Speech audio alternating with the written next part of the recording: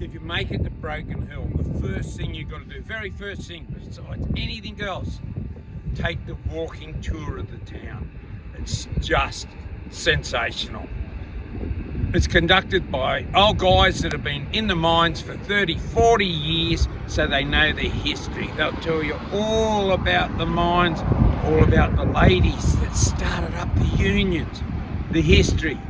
It just brings the whole place to life. We're just walking along the streets of Broken Hill. We're about to go to the Visitor Information Centre so we can do a heritage walk, a guided heritage walk. The sky is beautiful blue and the sun is belting down. It's 13 degrees, but it doesn't feel that cold because of the sun. Yeah, pretty excited about this. And I'm doing the full Kurasing, see the hat, the snappy shirt, beautiful. Really looking forward to this.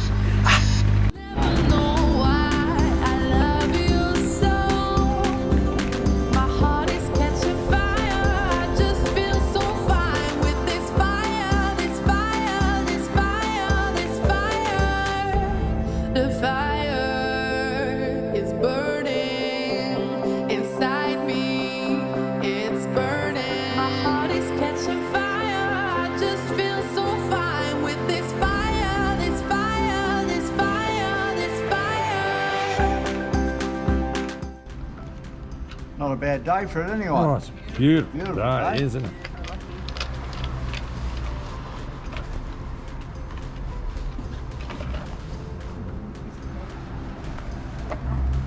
Hi, for the walk tour. We do this voluntary and it's just a donation to the finish if you enjoy the tour. Normally we've got a box inside in there, but because of the COVID, they don't like everyone tramping through at once, so if you can just give it to me at the finish and I'll put it in there. I've got all the names and everything here. Now the tour itself is probably going to take probably 2.5 hours. But the furthest will probably only be about 3 or 4 blocks.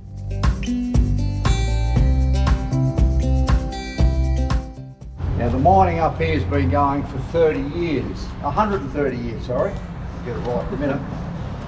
Mostly, a lot of mining towns usually fold after about 40 years, whereas this one up here has been going, and I worked up the mine up there for 40 years, and every 10 years they'd say, oh, we've only got another 6 years to go, and that'll be it, we'll work it out. Now the line of load itself is just like a big boomerang, and it goes from north to south, and it's in the shape of a boomerang. At the southern end, as I said, it's 8 kilometres long and 2 kilometres wide. Either side of that, there's hardly anything at all.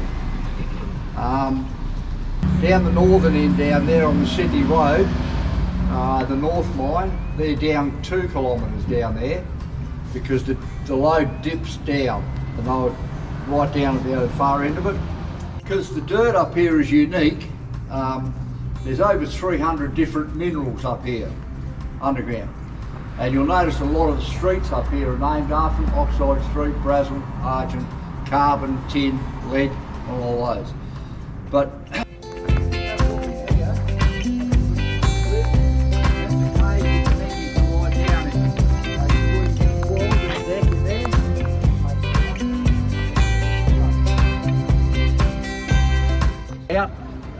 what he did, got a crew together and they started digging, and all they had was a pick and shovel to start off with on a rocky outcrop. So probably after about a week or so they might have been down about a foot. That'd be about it. The dirt they started to get out, even though it was oxidised, and they'd already had it processed, and they found out it was silver, lead and zinc at probably about 25% combination. There wasn't a mine like it in the world. If you get up to the Miners' Memorial up the top up there, definitely worth having a look up there. The average age of the miner here in Broken Hill that died was 30 years of age. In the first 10 years, I think there was over 350 died up here, all with lung disease because of the ventilation issues.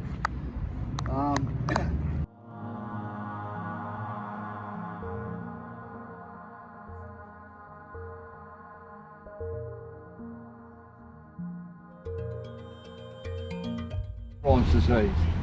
But he worked underground up at Pasmenko up there for 25 years actually. And he was a loco driver underground. He sat on this battery powered loco and they'd pull along all the ore trucks and they'd chip into the ore pass system. He's a very religious man.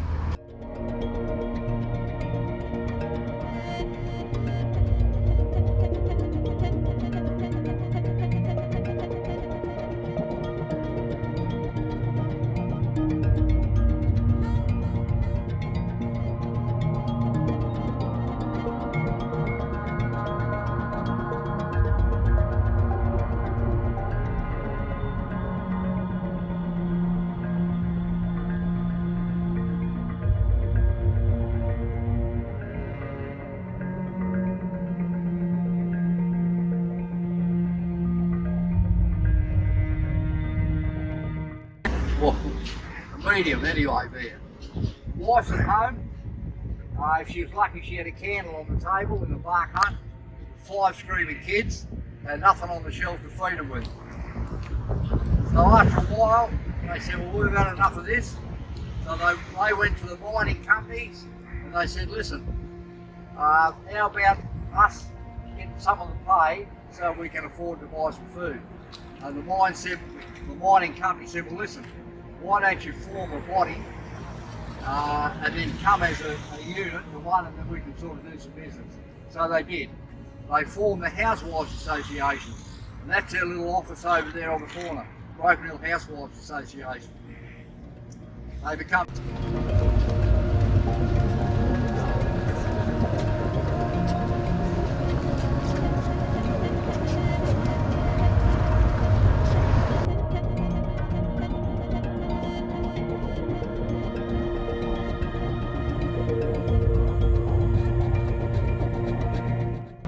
So they put the ice cream cart there, and they were dressed in their traditional garb, and they had the Turkish flag. As the train come round the corner, as you can see, there's nowhere to hide. They started firing on the driver and the engineer, and they sort of ducked down, the bullets hit the side, and they said, what's going on there? So they put it in reverse, come back to Broken Hill. On the way back, the people were trying to duck down, but unfortunately, 4 people got shot and died.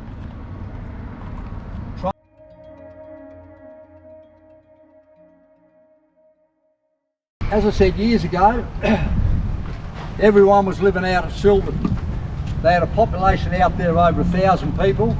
They had 3 hotels. They had a jail out there. The circuit judge would come up once a month. It was a thriving community. Only thing was they were all horse rustlers, claim jumpers, murderers, the whole lot. She was a rough old crew.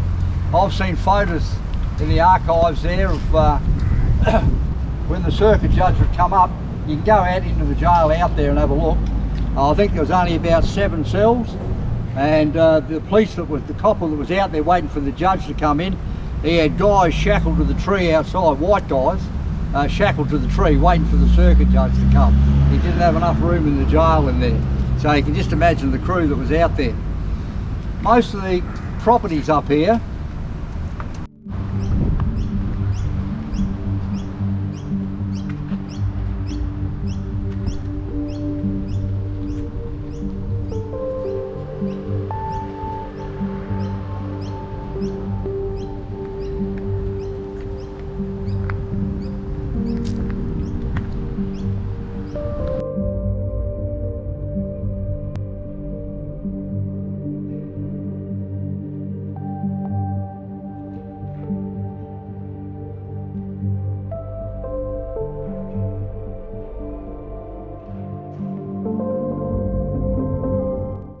That's Broken Hill.